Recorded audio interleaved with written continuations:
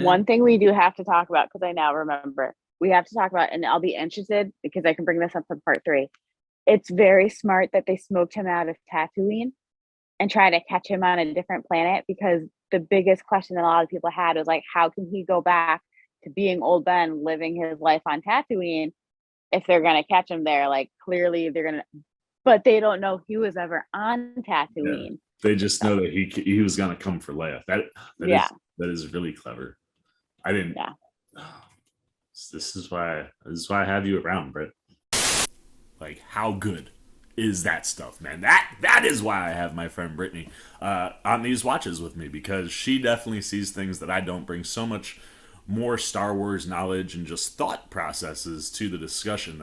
I wanted to put this up on the front because we end up not hitting it during our catch-up of episodes 1 and 2. So each week when we get ready to watch, me and Britt are kind of taking 15 to 20 minutes or so to talk about things that we may have skimmed over or we didn't see at 3 a.m.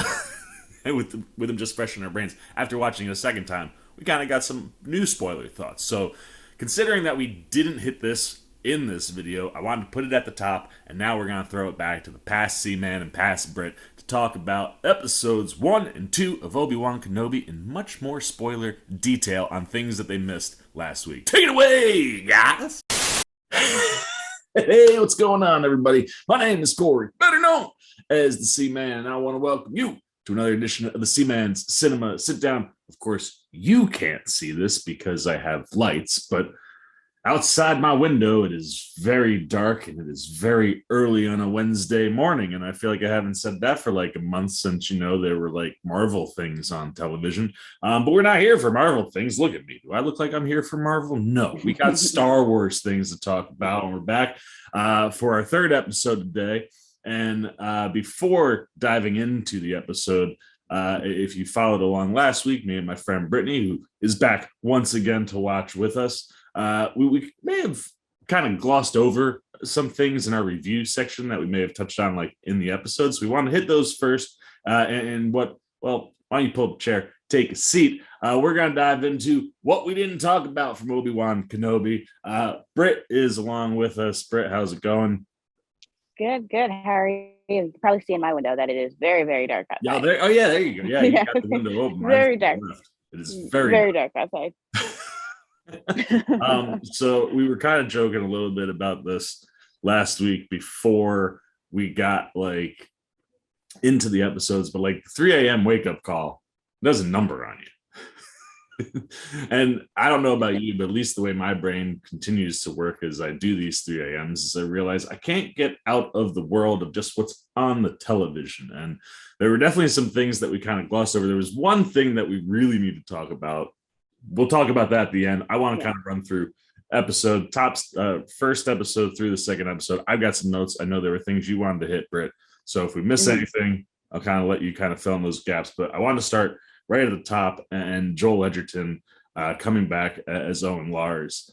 It's such a small little section of the show, and he doesn't have a lot to do, but it's so freaking impactful.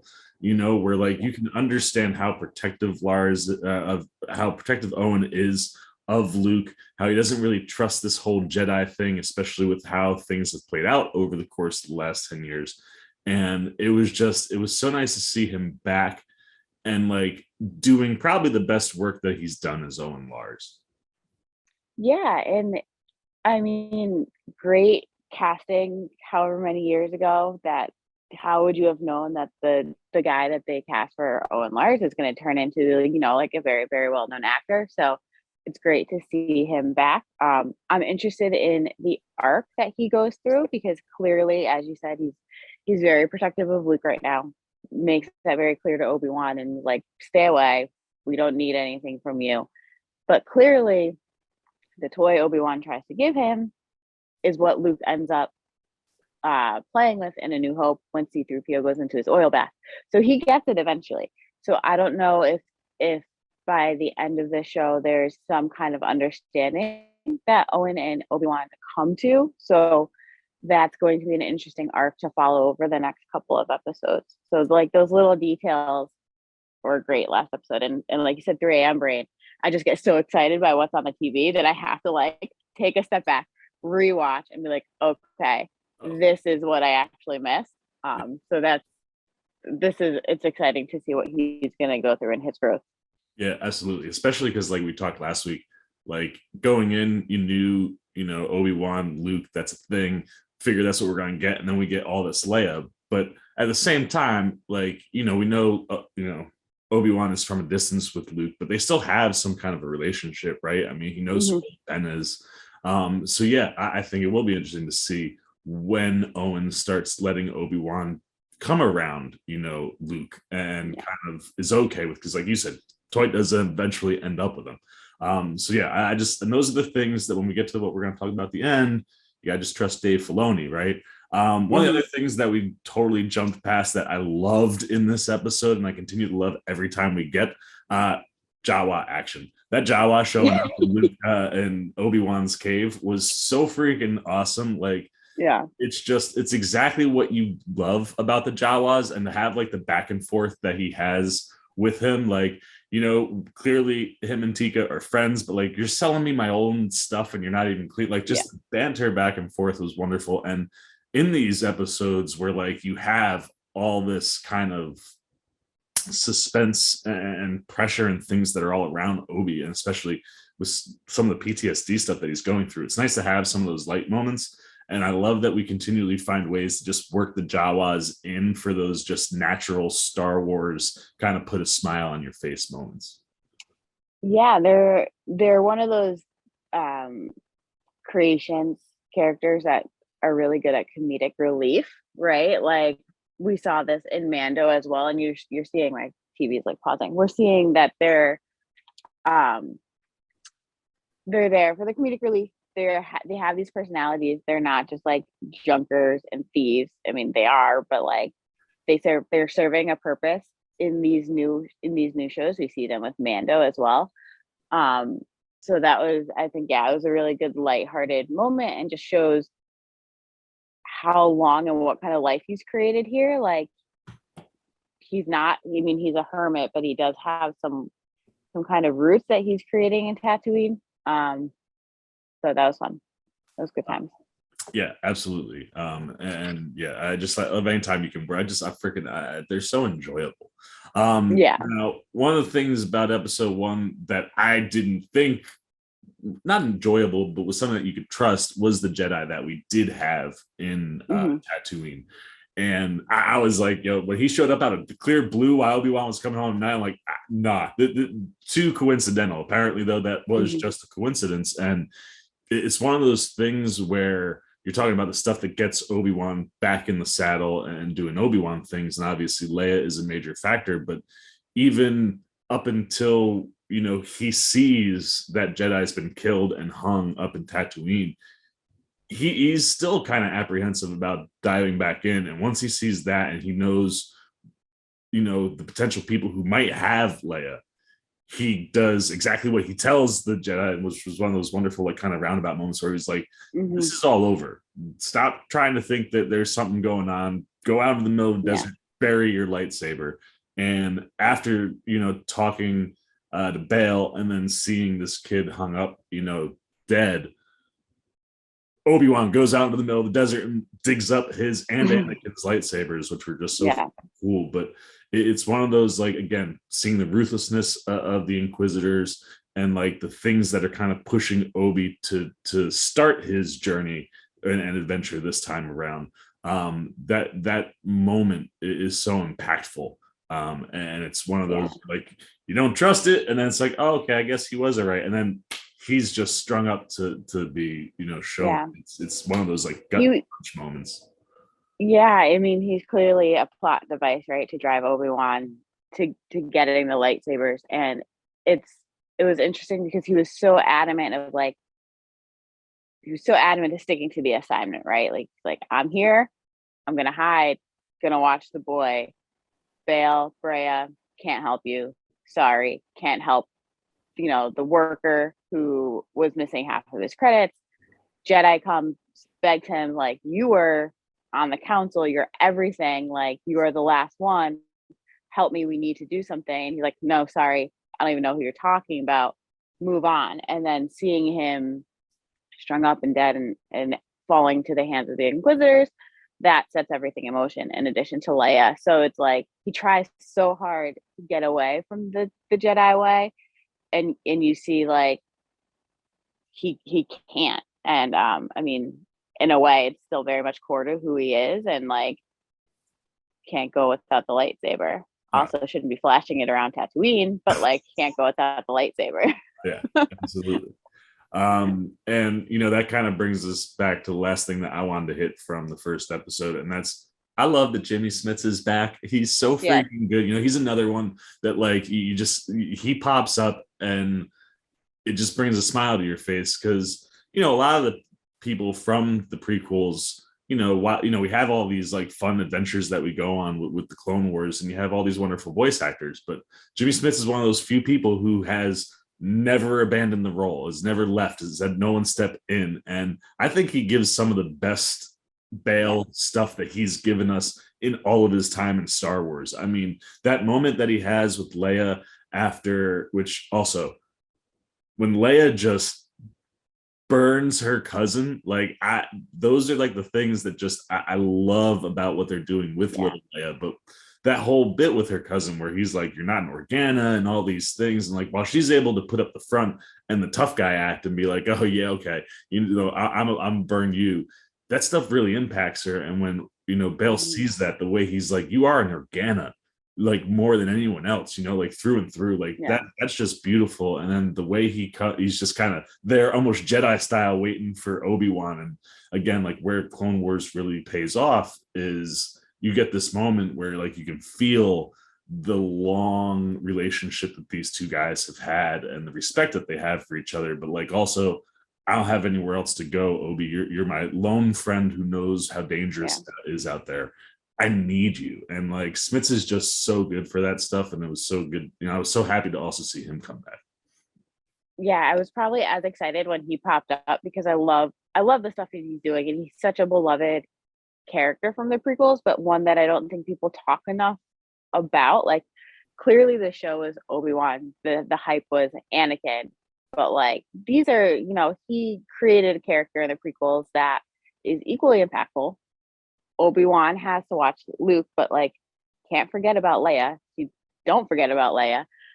Even though Obi-Wan tends, the first couple sections in this episode, it's like, yeah, you owe your life to this boy, but like he has a sister who is already showing signs of being force sensitive. Like, how do you think she burned her cousin, right? Like, you pay attention to her too, save her too. You have a responsibility to her. And I think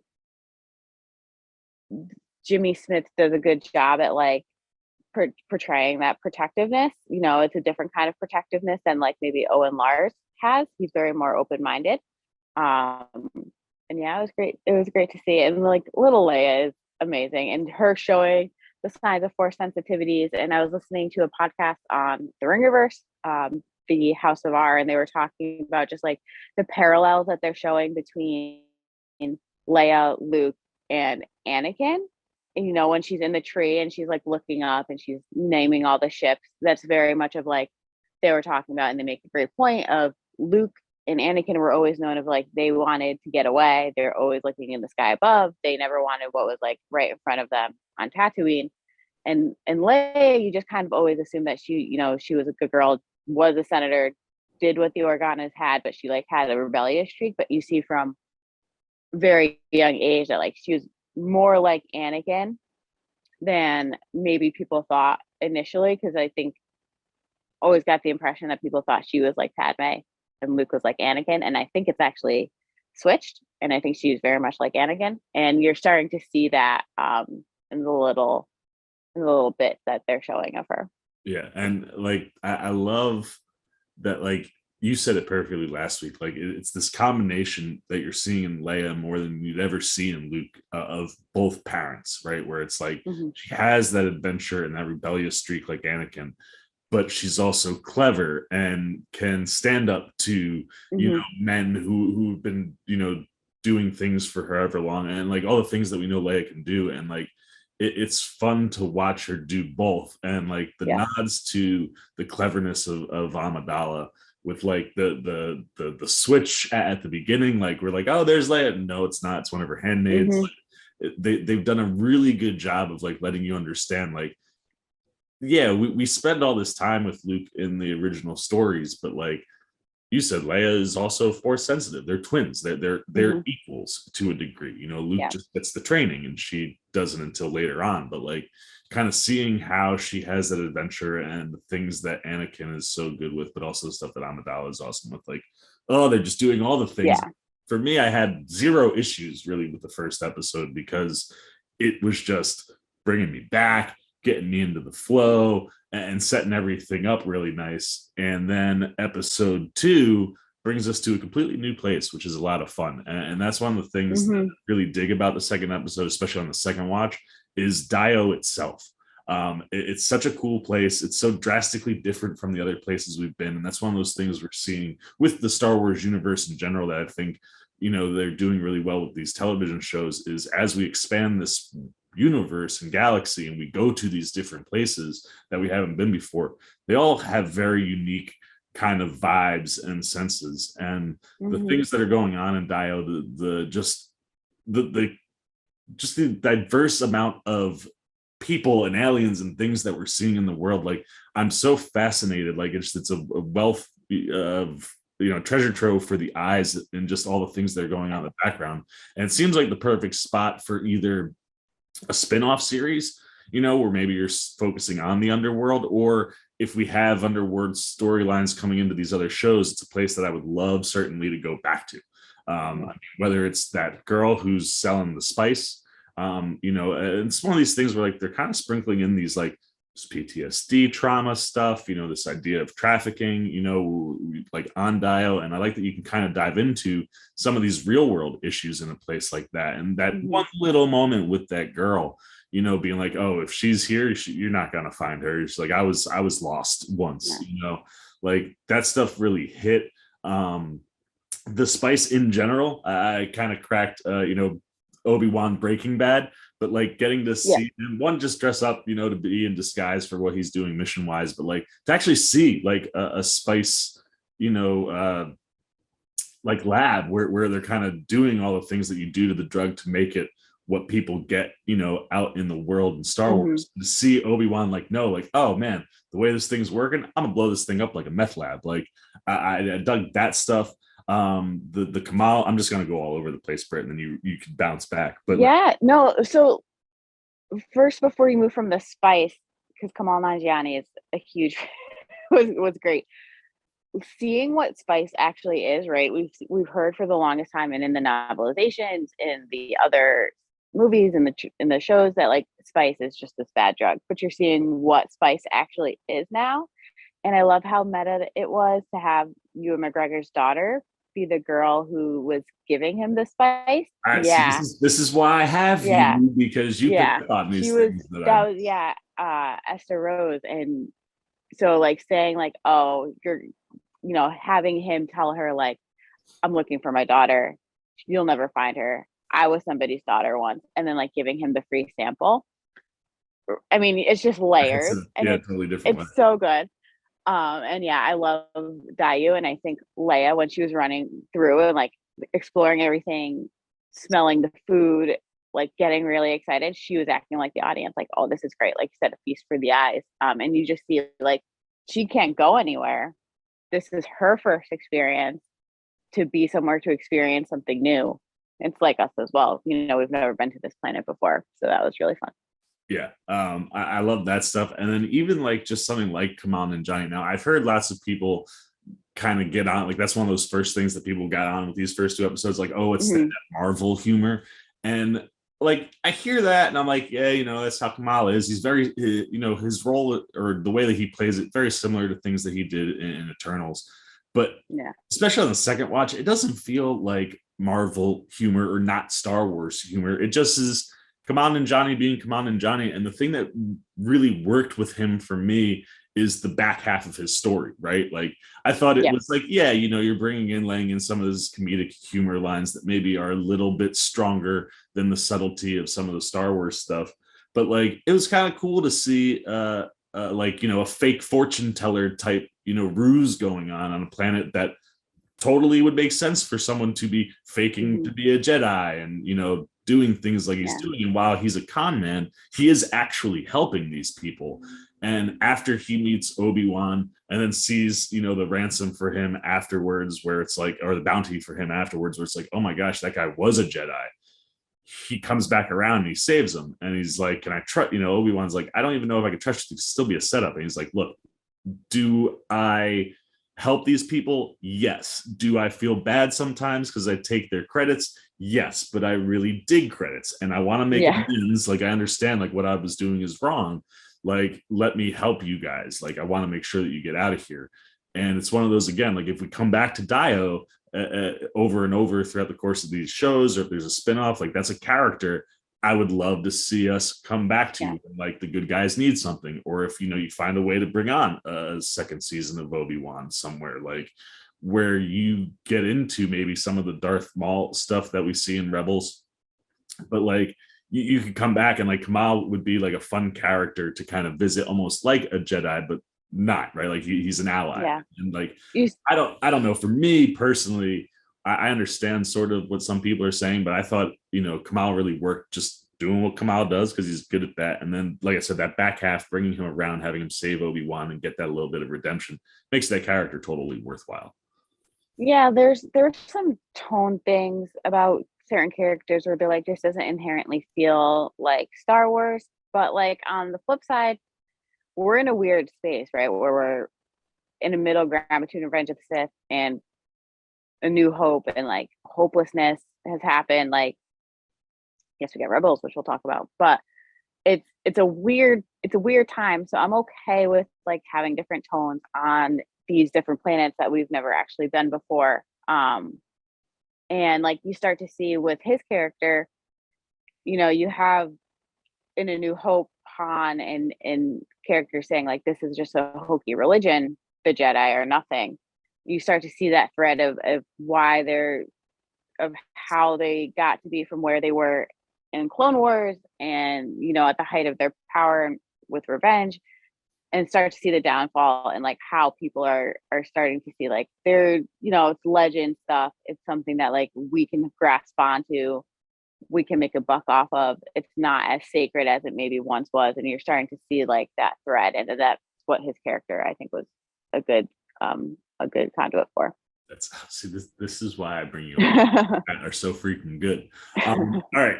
I know we want to get into this third episode, but there's one more major piece that I want to talk, and it's around the character of Reva, who I'm absolutely like all in on. I love how badass Moses Ingram is being. Yeah, is she confrontational? Sure. Is she maybe a little over the top and like, you know, at times kind of whiny in the way like, I'm just not going to let go of this Obi-Wan thing? Sure. But what she is bringing, and like she is the level of fear that you need to understand, and the brutality of the Inquisitors. But one of the things that we didn't hit last week is that rooftop section of that whole section in general, right? Like Obi-Wan and Leia, like when he first rescues her, she doesn't trust him. Then he's like, I knew your dad. I'm here to save you. Trust me. And like, she's like, okay, well, I'm a little 10-year-old girl, so I'll go along with you. But she's always kind of like on edge, and then she sees the bounty for him and is like, you're not who I thought you are. And she just takes off. And the next thing you know, she's on rooftops freaking jumping over him. That whole section is great because like there are bounty hunters now, you know, kind of like that John Wick style, you know, puts that out there. So now all the bounty hunters will just trigger in on Obi-Wan, and I'm gonna look for where the action is in the city, and that's how I'll be able to find them.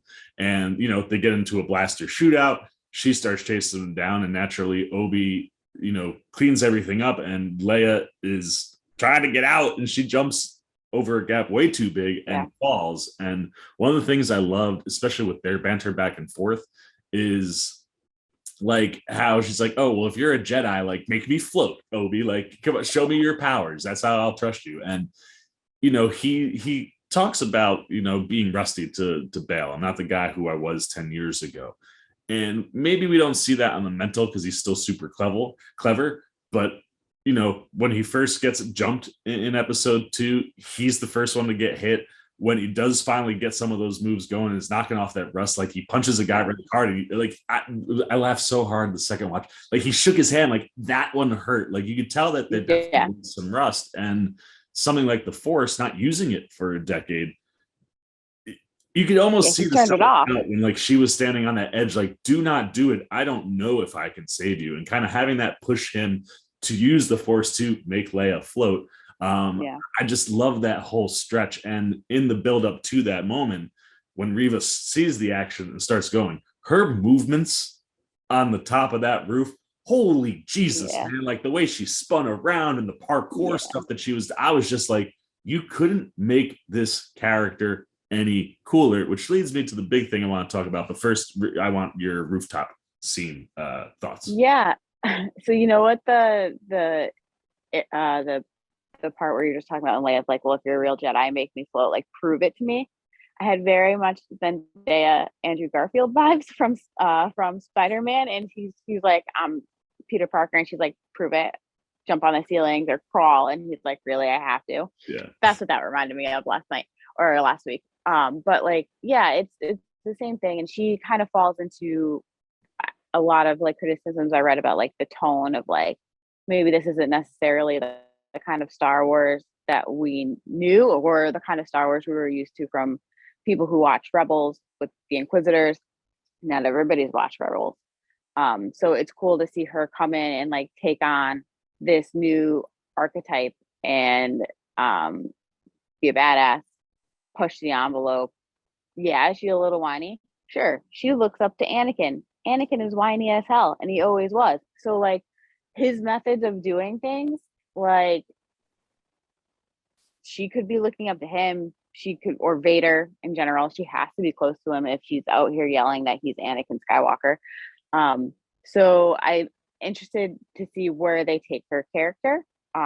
They're clearly setting her up as a not the biggest bad, because we know Vader is in this, but like as somebody who is going to cause chaos and be at least a pain in our asses. And that's fine, because you know she looks great doing it, and she makes you nervous when she's on the screen because she's a little all over the place and a little unhinged, for lack of a better word. I don't like using that word, but like you don't know what she's going to do. Yeah, and like even the other Inquisitors don't know what she's going to do, and that's why I think they try and put her in her place.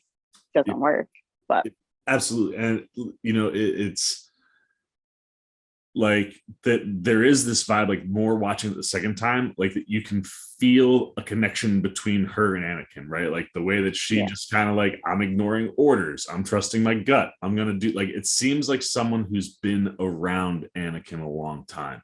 And that is one of those things where I'm very interested in that story, because it feels like there's more there. Like maybe some of the things she's doing, or the push or the drive to do what she needs to do, is maybe coming from Vader. Now, you mentioned Rebels. You mentioned doing things that fans necessarily aren't like completely on board with. The move that she does in the episode that really catches you off guard is what looks to be killing the Grand Inquisitor. And we talked about last week how like in the first episode and even the beginning of the second episode, they really set up where like I was like, yo, it feels like she is gonna like eventually turn on at least the Grand Inquisitor in some way. Mm-hmm. And then he shows up to be like, I know you found Obi Wan, but I'm not letting you let him get away. I'm gonna take over your mission because I'm the freaking Grand Inquisitor. And next thing you know, lightsaber through his middle. And you're sitting there going, wow, like all of these things from a character. Like I said, 3 a.m. I get very locked into what I'm watching. And it's like from the character arc, what they're doing with Reva. Yeah, it's shocking, but it kind of pushes the character to where it needs to be so that we can keep going with what we have in these 6 episodes. But if she's killed the Grand Inquisitor, they've just made a major retcon to all of Star Wars, because obviously the Grand Inquisitor is a huge player in Rebels. And look, I get the concerns that some people have. And yes, Dave Filoni is maybe not a producer on this the way he is in Mando, but like, Dave Filoni is our Kevin Feige. Nothing is happening in the world of Star Wars without him signing off on it. And I can't possibly imagine that he would retcon his own stuff in such a major way. And it's one of those where like I think we need the Grand Inquisitor off the table so that we can focus on this Reva character, because one, she's a new character. We've never seen her anywhere, and she's got so many connections to top name characters. At some point, something's going to have to happen to her to take her off the board. So with what we have going on with the Inquisitors, I'm okay with moving the Grand Inquisitor to the side. And if you think about it, Sung Kang's character has literally been next to that dude every moment of every episode. So I can't imagine that he is very far behind the Grand Inquisitor when Reva goes for the stab and then she goes running right after Obi. I'm pretty sure he's gonna be fine. Like I said, even if Filoni's not a main producer, I trust him inherently. He knows what's going on with the story, and I don't think that we've actually killed the Grand Inquisitor. Yeah, like, so my Rebels knowledge isn't as good as like some of the other aspects of Star Wars, and that's something that like I watch Rebels when I have extra time, but and I try to refinish it, but I'm still a little rusty. But the first thing my brother said when he watched it at a more decent hour, he watched it at like 7 a.m. He was like, one thing that's not sitting well with him is that they killed the Grand Inquisitor. He's like, what are they going to do about Rebels? He's there. He's huge in Rebels. And I literally said the same thing. I was like, Filoni wasn't as big of a part in Obi Wan, but like, given how big the Filoniverse is now, and especially to live action, I was like, there's no way. I said, I reserve the right to withhold judgment until I see the end of the show. I don't think he's dead. How many times have we seen people come back from being chopped in half?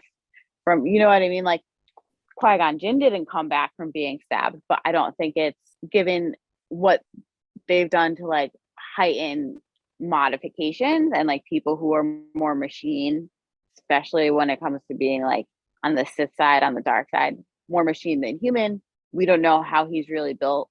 He could just be parts, in there. You don't know. So I'm just like withholding the right to judge until the very end. But like, yeah, we did. I was like, yeah, I don't think they're gonna retcon. Given that they're bringing in Ahsoka and Ahsoka has a live action show, they're not going to start retconning things that are also going to impact that show, because then you get a mess. And I don't think Filoni would let that happen. But yeah, it was quite the power move. Our Grand Inquisitor ain't too bright. If he's that clouded in her own action. Absolutely. I was listening to something somewhere. I don't remember where I was listening to, but maybe there's like a rumor. I think that like that species of alien like has multiple stomachs organs in that area, where like she could have hit something and not hit something major. Yeah. You did touch on one other thing that we totally breezed by again. Liam Neeson's 100% showing up in this show, right? I mean, like, there's no way that we don't get Qui-Gon by the end of it. Being the first words that Obi utters is Qui-Gon's name, when he wakes up, like knowing that was part of the training that, and part of the gig that Yoda was giving him by setting him off was to figure out how to talk and communicate with the dead. So like, to see at some point, like Liam Neeson showing up somewhere. I don't know where, but Force Ghost is popping up somewhere. It's established canon that Obi-Wan knows how to do this. So he clearly has the training from Qui-Gon, but he's shut himself off from the Force for so long in trying to hide out. I can see why that, like, he's not only rusty with Force usage, like he hasn't had that training yet, because maybe he hasn't opened himself up to it. I don't know. I do think we are going to get a Liam Neeson appearance. Yeah. Is it going to be like the last couple episodes when Obi-Wan maybe comes around to using the Force a bit more? Probably. But I do think it's happening. And when it does, I'm going to lose my shit. So, and because also they brought back Qui-Gon's legacy saber to Galaxy's Edge coming up. So I do think, like, my brother wanted that one when we were there last week, and they didn't have it. And then they announced at Star Wars Celebration, or a part of Star Wars Celebration, that like his saber is coming back with a few others. So I do think he's going to come back. I think that wasn't a coincidence. All right, one last thing, because I want to watch the new episode because of where it leaves us. But talking about Obi-Wan being rusty, A great move by Reva is, I mean, maybe not in the grand scheme of like how she's jumping over like, you know, her superiors and stuff, but like if you want to get Obi-Wan, the line that like the Jedi will catch themselves, they can't help themselves but step up to help when it helps needed. Like kidnapping Leia, bringing her to Dio, setting all of the stuff in motion that she sets into motion really is clever. And then the fact that Obi-Wan is as rusty as he is, it caught me off guard the second time. Is like when he comes into that first room, he's like, Leia, and it's the broken droid. Like he gets caught. That's not something that you would expect from Obi-Wan, to get caught in that situation. And yeah, he's able to get out of it, but like being disconnected from the Force, he's clearly not in tune to like the other things that are going on. So like I do kind of like seeing how they're knocking the rust off him kind of slowly. And then obviously Vader, wonderful shot of Hayden, right where it leaves us. It's what we want to dive into. So I've said everything I've got to say on the first 2 episodes. Anything that we missed? No, not that I can think of. There's probably something I forgot that I'll talk to you about later, but yeah, I'm good for now. That's it. We said all the things that we got to say on the spoiler side. That is our spoiler review of things that we didn't talk about during our reaction of episodes 1 and 2. Now we want to know what you guys are thinking. Let us know all your spoiler-filled thoughts down below. What things popped, what things worked or didn't work for you in those first 2 episodes. What are you looking forward to in this third one? Obviously, we're very much looking forward to Vader because I'm pretty sure he's coming. And yeah, let us know your comments down below. If you enjoyed this video, please give us a like. And as always, if you haven't yet, you want to show a little love support, you want to be here for our watch alongs with Obi-Wan and all of our coverage, you just want to come join them C-Maniacs that are hanging out over here, well, then all you got to do, jump over there, hit that subscribe button, hit that little bell if you want those alerts. Until next time, which will be the reaction watches and thoughts on episode 3 of Obi-Wan. That's been Britt. I've been the C-Man. We're signing off. Peace. Bye. Oh, hey, what's going on? You must be sticking around because you're looking for more content featuring this guy. Well, guess what? You're in the right place. You can check out more videos right here and right here. And if you have and you want to come join that C-Maniac Nation, you can hit that subscribe right over there.